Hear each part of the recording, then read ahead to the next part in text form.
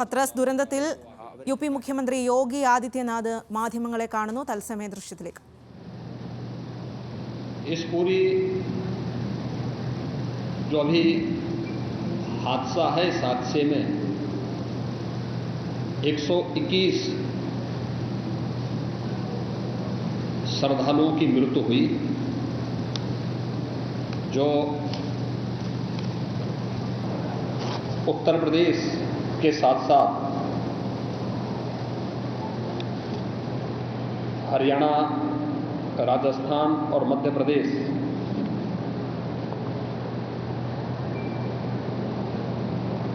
से भी जुड़े हुए थे।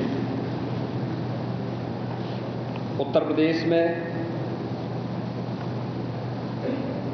हाथरस, बदायूं, कासगंज, अलीगढ़, एटा, ललितपुर, शाहजहांपुर, आगरा, फिरोजाबाद, गौतम बुद्ध नगर, मथुरा, औरैया, बुलंदशहर, पीलीभीत, संभल और लखीमपुर खीरी, इन 16 जनपदों के भी कुछ श्रद्धालु जन थे जो इस हादसे के शिकार हुए हैं।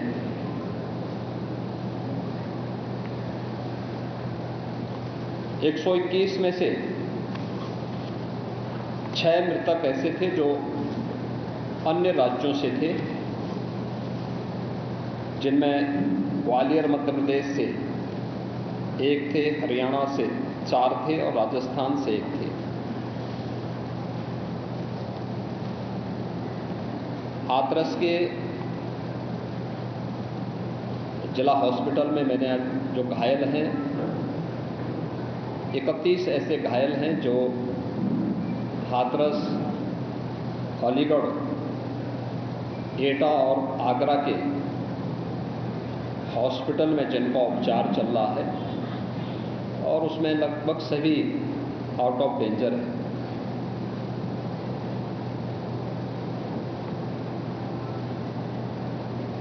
हादसे के बारे में जो वहाँ के चश्मदीद हैं, जो इस घटना के शिकार हुए थे, गंभीर रूप से घायल हो गए थे, उनमें से ज़्यादातर जो लोग हैं जिनसे आज मैंने बातचीत भी किया,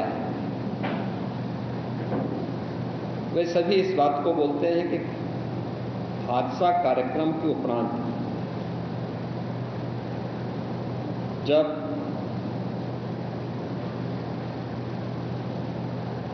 इस कार्यक्रम में जो सज्जन वहाँ पर अपना उपदेश देने के लिए आए थे, उनका कार्यक्रम या उनकी कथा संपन्न हुई तो कथावाचक के मंच से उतरने के बाद जीटी रोड में जैसे ही उनका काफिला आया था तो उन्हें छूने के लिए जब महिलाओं का एक दल उधर बढ़ा तो उनके पीछे पीछे भीड़ गई, और इसी के बाद वे एक दूसरे के ऊपर चढ़ते गए। सेवादार भी लोगों को धक्का देते रहे, जिसके कारण दोनों ओर, जीटी रोड के दोनों ओर और जीटी रोड के अंदर भी ये सब हादसा वहाँ पर होता हुआ दिखाई दिया। इसका सबसे दुखद पहलू ये था कि इस प्रकार के आयोजन में जो सेवादार प्रशासन को अंदर घुसने नहीं देते, दुर्घटना होने के तत्काल बाद या दुर्घटना के दौरान प्रारंभिक रूप में इन्होंने पहले वहाँ पर इस मामले को दबाने का प्रयास किया, लेकिन जब उन्हें प्रशासन ने हॉस्पिटल ले जाने की कार्रवाई प्रारंभ की तो इनमें ज़्यादातर सेवादार वहाँ से भाग गए। इस पूरी घटनाक्रम के लिए हम लोगों ने एडीजी आगरा की अध्यक्षता में एक एसआईटी गठित की है, जिसने अपनी प्रारंभिक रिपोर्ट दी है। और इस घटना की तह में जाने के लिए उनसे कहा गया है। बहुत सारे ऐसे पहलू हैं जिन पर जांच होनी बहुत आवश्यक है। अब तक प्रथम दृष्टया जो थी हमारी कार्रवाई ये थी कि राहत और बचाव के कार्य को आगे बढ़ाने के बाद आयोजकों को पूछताछ के लिए बुलाना, घटना के बारे में, हादसे के कारणों के बारे में उनसे भी पूछताछ करना और फिर घटना की लापरवाही और जिम्मेदारों की जवाबदेही भी इसके लिए तय करना, जिसके लिए पहले से ही एफआईआर यहाँ पे दर्ज हो चुकी है।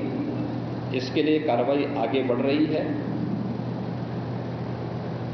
हम लोग इस बात को किसी भी प्रकार से डिनाई नहीं कर सकते। इस प्रकार की घटना केवल एक हादसा नहीं होता। अगर हादसा भी है तो उसके पीछे कौन जिम्मेदार है, और अगर वह घटना घटित हुई है तो इसके पीछे हादसा नहीं तो साजिश किसकी है, कौन इसके पीछे है। इन सभी पहलुओं को लेकर के राज्य सरकार ने तय किया है कि हम इसका एक जुडिशियल इंक्वायरी भी करवाएंगे, और जुडिशियल इंक्वायरी हाईकोर्ट के एक रिटायर्ड जज की अध्यक्षता में होगी, जिसमें प्रशासन और पुलिस के भी रिटायर्ड सीनियर अधिकारियों को रख करके इस पूरी घटना की तह में जाकर के जो भी इसके लिए दोषी होगा उन्हें इसकी सजा देना, और इस प्रकार की घटना की पुनरावृत्ति न हो, इनके बारे में एक सुझाव और एक एसओपी उनके माध्यम से बनाई जा सके, जिसे आगे इस प्रकार के किसी भी बड़े आयोजन में लागू किया जा सके। यह हम लोग सुनिश्चित करेंगे। और मैंने यहाँ पर भी, हाथरस में भी और सिकंदराराव के घटनास्थल का मैंने दौरा किया, यद्यपि वहाँ काफ़ी बारिश थी, और वहाँ जाकर के मैंने एक बार उसको देखने का प्रयास किया है। यद्यपि प्रशासन ने पहले से इसके मैप भी बना के तैयार किए थे, वो भेजे भी थे, लेकिन हादसे के कारणों की प्रारंभिक व्यवस्था देखी जा सके, इसको देखने के लिए वहाँ पर मैं स्वयं गया था। और हमारे 3 मंत्री यहाँ पर कल से ही कैंप कर रहे थे। मुख्य सचिव और पुलिस महानिदेशक भी यहाँ पर कल से ही कैंप कर रहे हैं। सीनियर अधिकारीगण भी यहाँ पर, पुलिस और प्रशासन के अधिकारीगण यहाँ पहले से ही कैंप करते हुए इस पूरी घटना के लिए जिम्मेदारों की जवाबदेही तय करने की भी दिशा में आगे कार्रवाई की जा रही है, जिसमें कुछ विशेष दल बनाए गए हैं, जिनमें अलग अलग जनपदों में उनकी कार्रवाई अब प्रारंभ होगी। हाथरस दुरंतത്തിൽ യുപി മുഖ്യമന്ത്രി യോഗി ആദിത്യനാഥ് ആ വിവരങ്ങൾ മാധ്യമങ്ങളോട് പങ്കുവയ്ക്കുകയായിരുന്നു. വീഴ്ചകൾ എന്തെന്ന് കണ്ടെത്താൻ പരിശോധിക്കും.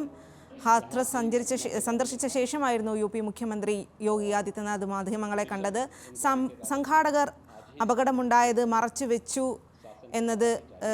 വെച്ചത് ശരിയാണ്. സംഘാടകർ അത്തരം വിവരങ്ങൾ മറച്ചുവെച്ചു. വീഴ്ചകൾ എന്തെന്ന് കണ്ടെത്താൻ ശ്രമിക്കുമെന്നും യുപി മുഖ്യമന്ത്രി മാധ്യമങ്ങളോട് ഇപ്പോൾ വ്യക്തമാക്കി.